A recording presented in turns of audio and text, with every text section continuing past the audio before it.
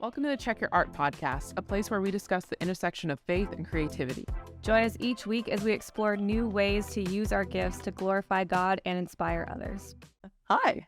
Hey. Welcome back to the Check Your Art, that is Check Your Art, ART podcast. That's right. I'm Megan. Yep, and I'm Jasmine, and we are being truthful. We are not lying. Not lying at all. We're very much us. Yep. And it makes sense. And what also makes sense is Graham is here. Hi, Graham. Hello. If you're at home, please clap. Please, I need the support. I need the validation. I need the validation of my efforts. Exactly. He is our guest today. You might recognize his face because it partially belongs to his brother, who we had on earlier. Along. That's a really funny. If you have been here a while, we interviewed Drew Wilson. This is Graham Wilson. Yes. Which makes him your brother-in-law. That's right. That makes the connection in the brother piece. Yeah. Really all coming full circle. Full circle. I'm not related to him in any way. Thankfully. It's a hard path. Yep. JK. Today, we're going to be talking about, what are we going to? We're going to talk about how to sum up what we're going to talk about and why and how the creative graphics and things that you see in church or for Christian book covers, why those should be better than they currently are. That's kind of a quick summary, but before we even get into that, we're going to do a little how are you doing kind of action. Well, how's it going? Do we want to ask Graham first? Sure, yeah. He's our guest of well, he is. Well, so the first question is, how are you? The second one is, what are you working on? Do I answer those in succession? You can do whatever you want. Okay. I'm doing really, really good. I think I've entered into a season where I have a lot of joy. Mm-hmm. Besides doing creative work, I'm also on the worship team at Summit, and it's just such a sweet time. Like this morning of worship, getting to friggin' run around with an acoustic guitar on and look like a buffoon. It's just it's just so good. Like, it's a sweet time, and I'm with the people that I love, and I'm doing what I love, and I feel like I'm operating within what the Lord has for me, and I'm just being obedient with that. It feels like when I serve in that way, I'm answering that call, and it answers a deep longing that you have to want to be a part of something that's bigger than yourself. And so, yeah, it's been really helpful. What I'm working on is freaking work. Yeah, I mean, aside from working full time, Drew and I are trying to get a couple of different Etsy shops up and running. Some of them, I guess, are passion projects, and then some of them are more like for the financial piece, like just trying to maybe gain some extra income. And those might not be like the sections that are my favorite to design for. Like, it's not necessarily the make what you want to make arena, but it's kind of like make what sells and gets you money type deal. And so we're hoping that some of those might take off. One of them is marching band related things, because we've been in that arena for years. We know all the phrases, all the things that kids and band parents and band moms and stuff would want to buy. So we're hoping that we're not compromising on the design piece. I mean, they look dope, but we're just hoping that takes off in some capacity. And then I myself am trying to get a more of an exclusive kind of merch line going. It's difficult because I don't want to just do print on demand for this. I actually want to physically own it and hold the stock and print the things myself. And so I'm in the arena of getting quotes on 16 by 20 t-shirt presses and hat presses and what transfer sheets cost and bulk prices and all that kind of stuff. And is the freaking name that I want to use currently trademarked, or can I still use it? Or it's just, I feel like I'm putting a lot of work on the front end that is getting kind of annoying, that I am really trying to push past until I actually get into the fun bit, which is getting to like wear it. Yeah. You know, that's the fun thing. And like I've gotten a lot of positive feedback from friends that I've sent little designs to, or like a mock-up of something that's like, would you wear this? And they're like 2,000% yes. I'm like, okay, well that's good news. Yeah. You know, so that's what's going on in my life. Nice. So many creative things. Many creative things, as well as I have recently picked up a passion for reading. I've specifically like a rampage of like John Mark Comer stuff, just because I like just like you like specific art, or you take to a film style, or you take to this graphic design style, or you take to music. Like I never thought about reading as like you take to a style of communication. Like the way that he writes, I like it. You know, like it's easy to read, it's conversational, the way that it's broken up and the meter of it is really palatable, and it's just enjoyable to do. And I never had a passion for reading, but I've like crushed 2 books in like the past month, and I'm on my 3rd, and I'm just gunning for it. So I like reading now, so that's cool. Read. It's good for your soul. If you learn nothing else from today, read a book. Read a book. Very nice. Yeah. Megan, what about you? Yeah, I'm also pretty okay. Pretty good. Yeah, I think I feel like I struggle with this all the time, where I feel unmotivated a lot of times in any creative endeavor that I like to do, and it's so much fun having to battle that all the time. But yeah, so I'm like, I go back and forth between feeling inspired and motivated and creative to then feeling opposite of all those things, and like I just want to do nothing. So It's a dance.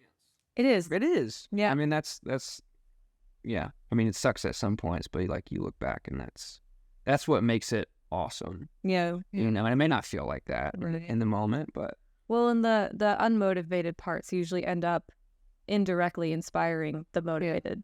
And you've been doing a really good job with like what you have been putting out. well, it makes you so happy when you get back to like, Yeah. I know what to do. You know? I'm back. Yeah. Yeah. And so stuff I've been working on is still YouTube products. YouTube product. You know, what you buy on YouTube. Yeah. No, videos, YouTube videos. So I recorded a few more, have to edit them. Oh, But yeah, it's been going well. nice. Yeah. So that's kind of the small of it. Cool. Yeah. The small of it. The small of it. Yeah. How about you? The small of it for me. How Jasmine? How Jasmine? Jasmine is wonderful. It's been a very interesting time and season. I was supposed to have a SWOCO event yesterday. Yeah, your worship collective. Yeah, but I haven't had a car for a month, so that's probably not going to happen this month, which is a little bit sad because I was planning on getting back to it. Yeah. And I had like a date on the calendar, and I was like, I can't can't do it. But I think like, I don't know, God's so gracious and giving me a vision, and like, I mean, I've been prioritizing rest, so that's nice. And I wrote half of a song yesterday. That's awesome. Yeah. So that was really That's a lot. It's In terms of songwriting, like half of a song is a lot. yeah. It was nice to feel like I did something, Yeah. and like have something to go back to, because I think I mentioned before here that I've been trying to get better at songwriting. I feel like called in a certain direction as far as songwriting goes. But finally feeling inspired to like pick up a guitar and like try to make words and sound. Yeah. Should we be looking out for solo artist careers? Probably not. No. You might be able to look out for one EP.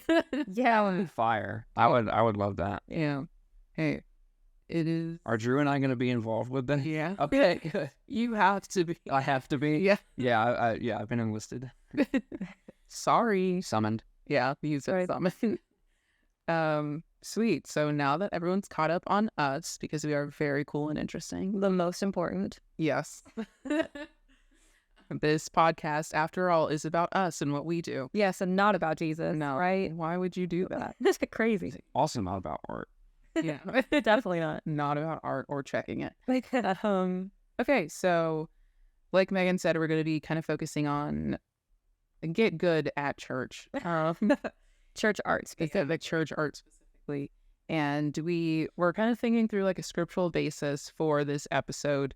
And we arrived at 1 Corinthians 10:31, which is, so whether you eat or drink or whatever you do, do all to the glory of God. That is out of the ESV. And also kind of just touching on also in 1 Corinthians where it talks about operating in your gifting. But we brought Graham here because he's been on a journey of what that looks like.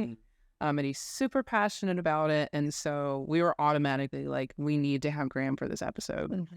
And so as we were kind of prepping, I thought that a good jumping off point would be something that you said about there not being any bad creatives, only inexperienced creatives, and kind of what that means in a church context. Yeah.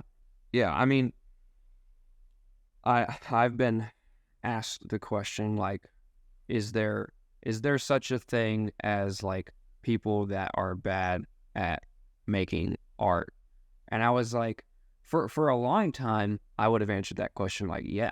I mean, they're bad creatives. Like, there are people that just don't know what they're doing, and that's like only half true, because you kind of have to look deeper, and there are questions under that, like, well, why are they not good at what they're doing? And those are the actual questions that should be answered. And I finally, you asked me to do this, and I was like, took me like twice as long to go to sleep last night because I was thinking about stuff like that. And I was like, well, I guess there's not necessarily a thing as bad creatives, more so inexperienced creatives. And we touched on the operating within your gifting part. So I would add to that, there are not bad creatives, there are inexperienced creatives, and then there are also people that are not operating within their gifting. Yeah. And it just makes it so unnecessarily difficult for some people to achieve what they think they should be achieving if they're not operating within their gifting. And yeah, I mean, when I started in creative work, I freaking sucked. Like, it was just really bad, and I've been in it for about 2 years, I think. I kind of dabbled in making stuff for about a year, and then somewhere along the line, my boss saw like something that got reposted on like Pro Church Media or something, and then it always like links who designed it. Yeah. So you went, and then he DM'd me and was like, "Hey, are you looking for work?" And at the time, I was editing video at a Bible college, and like that was also fun, but I liked that job because of the people that I was with, not because of the job itself. And that's a tough place to be. yes. To leave a job that you like it because of the people and not because of what you're producing. Yeah. And I struggled with that for a while, especially since the job that I was being offered also wasn't full-time at the time that it was being offered. It was about the same amount of hours, definitely more pay, but you got to think of like the jump off point of, am I going to change my routine up? Am I going to completely do everything different? Like, I'm going to be doing full-time creative work. So I got to buy a freaking new laptop now. Like, I gotta subscribe to this Creative Cloud because they made a subscription now. They're going to do that like every month and everything. So like, it's like half an investment and then half a jump of faith. But this is going somewhere. No, you're good. That first year of me dabbling was essentially me trying to figure out like a creative process, I guess, and like, what do I make? Because I'm not being given prompts And like if you're a creative and you don't actually work directly for somebody that is giving you projects to do or giving you prompts or saying we want this, you can often feel stuck because it's kind of like you have to give yourself prompts. And there are websites that will give you like prompts for things, but that's more in like the branding side of branding world side of things. And so it makes it difficult sometimes for, I guess, like church creatives to like get prompts on something like, oh, give me a sermon series on the book of James. We want it to be trendy and vibrant. You know, like some people need that and they don't get that. And it makes it very difficult from the beginning to achieve what you feel like you want to achieve. And so that first little bit was essentially me going on Pinterest, church graphics. Yeah. Those 2 words, type that in, hit enter, and then boom. And essentially that was my greatest asset from the beginning, was that first 6 months to a year of me scrolling through, and the way that I would practice is I would find things I was like, oh, that's sick, and I would remake it. And if I didn't know how to do something, I would look up a YouTube tutorial, or I would know how to recreate this effect, or I would buy this texture pack or buy this font. And it was essentially like cultivating my taste, which we can talk about taste. I think there's a different question related to taste later on, but it cultivated my taste and essentially gave me a starting point. Yeah. Yeah. And so going back to like there are no bad creative people. There are just inexperienced creative people. It often results though in a lot of mediocre creative work within the church and within even like Christian book covers or just kind of Christian related art that you see. Not necessarily on social media, because I've seen like good Christian related art with that, like with lettering or something, but it's more of the I hate to say the word corporate, but the corporate type of church creative graphics that you're seeing that are not as good. And so it's just I don't know, we tend to just accept mediocrity as being part of art or graphics in the church, because I think a lot of people are like, it doesn't matter as much as like the sermon itself, which is true to an extent. Yeah, I mean, keep the main thing. Yeah. Once you've gotten to a point where you're having the discussion of what do we do, then it has become important. Not that it's not important from the beginning, but you know, there is a hierarchy. But once you get to that section, it becomes important. Yeah, in a sense. Mm-hmm. And I think, and we've mentioned this before too, but when there's something that is poorly done design wise or sermon graphic wise, it is unfortunately a reflection of the lack of care that the church has for that section of the church. And so, or a lack of wanting to invest in the knowledge of knowing what's good or bad. Yeah. That you too. know, that's a big thing.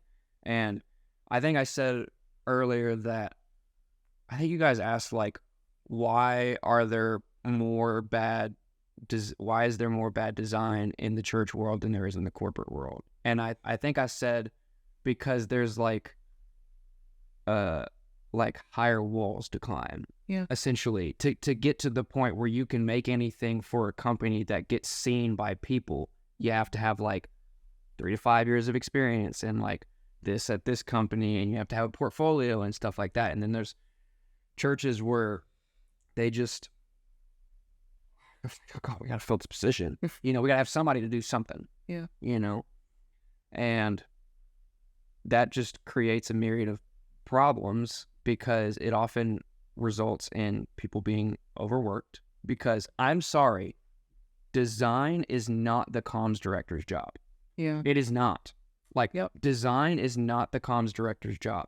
The comms director's job is to maintain things like the website, copy, print materials, like email related side of like communications, like make sure things are tied and wrapped up nicely for like events and things like that. The communications piece of like a church, like it is literally called communications director. It's not called graphic designer, you know. But I see a lot of churches where that ends up happening is like responsibilities, graphic design.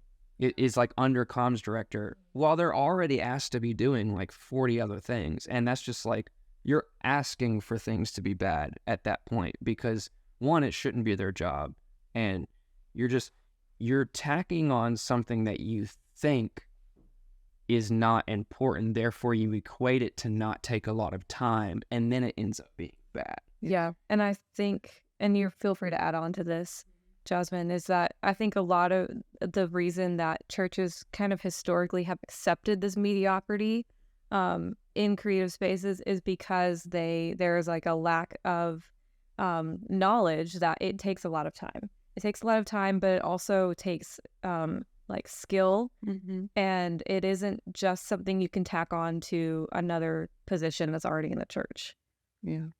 I think I kind of consider my own church experience in this because I was hired as a worship director. I had to send references and like footage of me leading worship. And then I had to lead worship in a small setting. And then I had to lead worship in a large setting. And then I was like, hey, do we have someone who does graphics? And they were like, can you do it? And I was like, I can use Canva, but it's not going to be like quality work. But, you know, it was like in a setting where they didn't have someone with experience, nor did they have the resources. But it was also like, when it came to worship, I was like, okay, this is what we need to zero in on. We're going to buy this course for our worship team. But when it comes to like graphics, they were like, what's free? You know? And I know that's like, everyone has a budget and whatever, but I think at the end of the day, I was like, I'm not a designer, but I can establish like something simple, easy to copy. Yeah.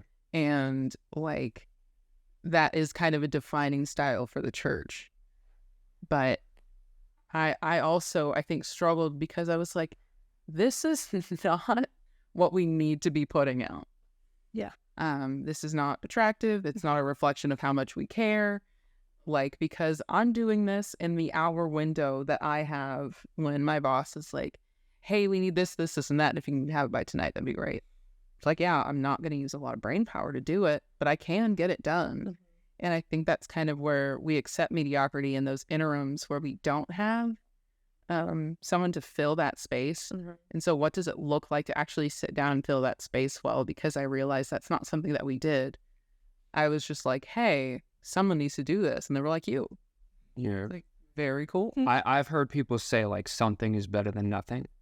I can promise you that's not the case. Like, I can promise you 100% something is not better than nothing. Yeah. Like, Doing something bad is worse than doing nothing at all. Yeah. I would rather not see a poorly done sermon graphic than see a poorly Like, just put up like a solid color with like the Helvetica.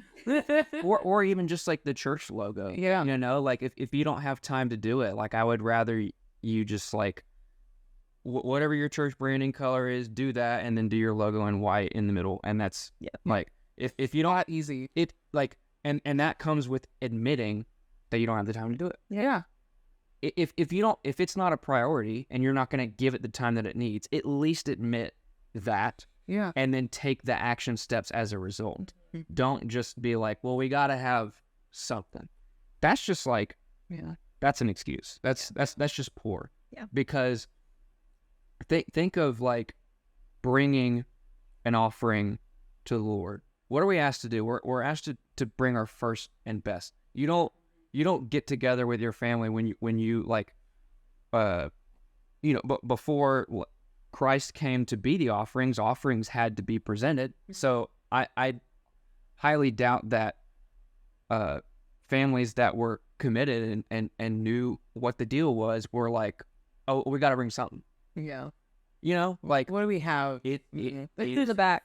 first and best, and like we gotta bring something. Yeah. You know, so Yeah, and I think back to what you were saying is like in the interim, what is something that a church can do to adequately fill that void? And I think even just having someone volunteer, like having a team, like a creative team of as small as 2 to 3 volunteers could be fine, who are like somewhat familiar with any kind of online art design tool like Canva or Kittl, and can use their gift to just make something that looks clean and simple and easy and is low effort, because you don't have to, we're not saying that you need to, like if your church is in this spot, we're not saying that they need to start paying a crap ton of money for a subscription service or for a graphic designer full-time, or hire an agency to do it. Like there are so many other ways that you can do this and still honor God with that person using their gift and also communicating well what it is that you're trying to communicate. Yeah. And I also think there's like a lot of support. So not to like diss Kittle, but if you are a church, you can get Canva for free, assuming that you filed as a 501c3. Yes. Yeah. So there's that. And then also Sunday Social I think is like $18 a month. not that bad. It's $18 and you get like they have, and it's catered towards churches. Like I get that people love web designers, people love Kittl, people love Canva. Like definitely use Canva for like this announcement post or something like that. But like I'm telling you, like the stuff on Sunday Social is fire, and like they're not, and they're not a competitor to our company, and I know people that work at Sunday Social, and they're like some of the best designers in the church space at all. And so I think one of my pet peeves is when it usually starts with design being placed on the shoulders of somebody that doesn't already have time for it, and then they either go like one of 3 routes. They give it to an intern that doesn't have anybody knowledgeable to shepherd them, which you're asking for a disaster. And that's a whole podcast on itself. In itself is like when you hire an intern that is underneath somebody that already does not have the experience that they need to teach that person. That's just like, it gives me a headache. The second option is they hire somebody good to do it, that has the adequate knowledge to do it, and is passionate, has good taste, and is invested, and is like fully committed to it. The investment part is really important, and the taste part is really important as well. I've said forever that I think taste is way more important than skill. Yeah. Taste is way more important than skill. How do you develop taste? Like I said, just go on Pinterest, type in church graphics, and save 10 of them that you like. Yeah. And just say, this is my taste. Yeah. Like start with a pool of things that are good because, and like, they're good because they're being displayed for a reason.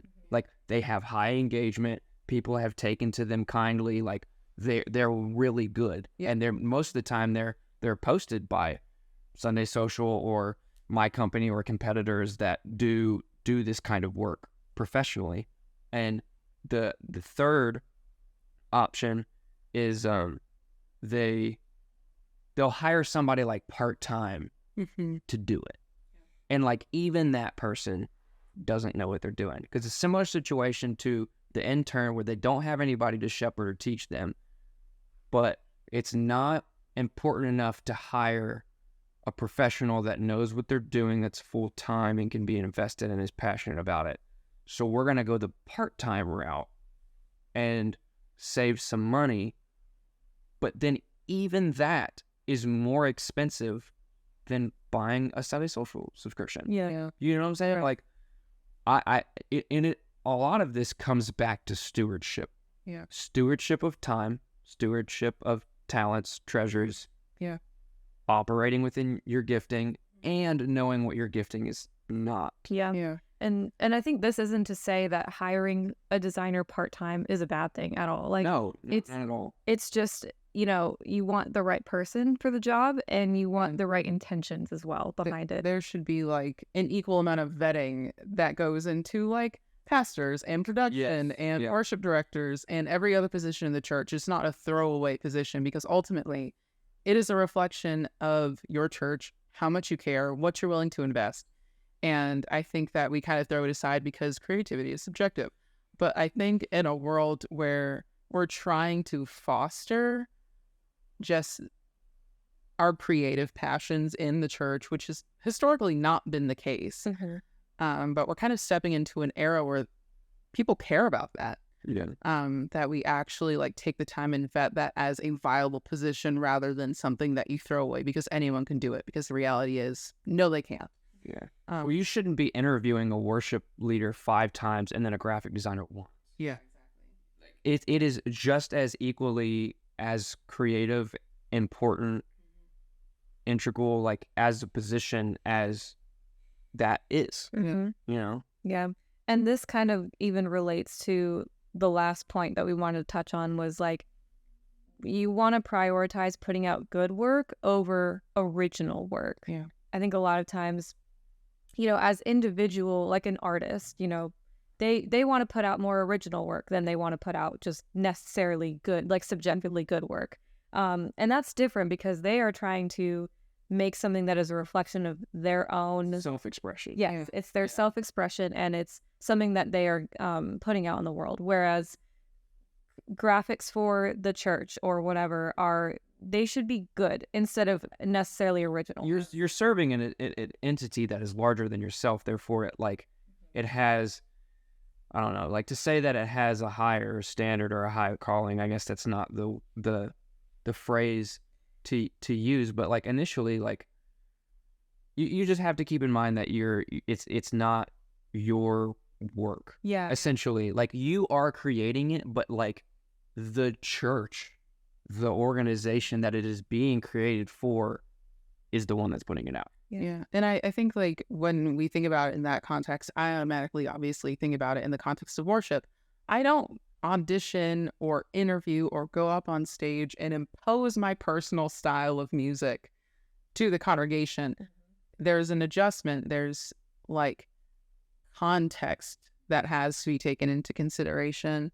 And the same is true for graphic design. And we could talk all day about trends and what makes sense here and now, what made sense in the past. Yeah. But I think just kind of as we wrap up, I want to mention that we're going to link Graham's Instagram and Pro Church Media in the description if you want to start looking at style and ideas. And Pinterest, again, is a good resource. You mentioned Sunday Social. It's a good resource. We've talked about Kiddle, which is going to be for the more advanced, but it's like a very good tool for designing. And so you have things at your disposal. There are Facebook groups where you can get feedback on your designs, where you can look at other people, what they're doing, and like really hone your craft. Become a student. Yeah. Like become a student. I think number one is just, if you don't know what you're doing, admit it, and ask questions. If you feel like you find it hard to design, or it takes you like longer than like 30 minutes to do like a social post, like you kind of have to admit that, like, okay, maybe I'm not where I need to be to do this right now, and that's step one, and that's hard. Like admission is hard. Admit that you don't know right now what you should know to do this, and that you want to become a student, and then ask the right questions. Become a student, find somebody that does this kind of thing really well and ask them questions, and like use your resources. You can ask us, you can ask Graham. Yeah. You can reach out. I mean, we've mentioned this before, but we love hanging out and talking with you, hearing from you. And so, yeah, like we're happy to give any kind of advice or feedback. If you don't want to go to a Facebook group, maybe, or if you don't want to try to figure it out on your own, and you needed a second opinion or Good jumping off point. Like, you're here now. We would like to hear from you now. Now, Yeah. please. Sound off. Okay. Very, very cool. Very cool, you guys. Any last points before we send them home to eat their veggies? Become a student. That's it. Yeah. Like, be willing yeah. to learn, be Yeah. teachable. And never stop being a student. Yeah. Yeah. I mean, you kind of can't. It's impossible. You're always learning something. You have to be, or it's a pride issue. Sorry. Oh, you said it. It's true. Call someone out. You do a whole podcast episode about pride within creativity. Write that down. Write that down. We're gonna forget. Okay. Well, thank you so much, Graham. We said we were gonna link your Instagram. You didn't mention you want anything else plugged. Are we safe with that? No, I'm good. Very sick, very cool. As always, you can follow Clover Corner Co. on the internet, and you can follow me to my house. I'm putting my address in the description. I'll see you then. We'll have some coffee. Yeah. Okay, bye. That was fun. Let's do it again sometime. If you like watching podcasts, we're on YouTube. If you're more of a listener, we're on Apple Podcasts, Spotify, and elsewhere in the internet ether. Follow us on Instagram and TikTok, where we share shorter clips and fun little bloopers. Okay, bye.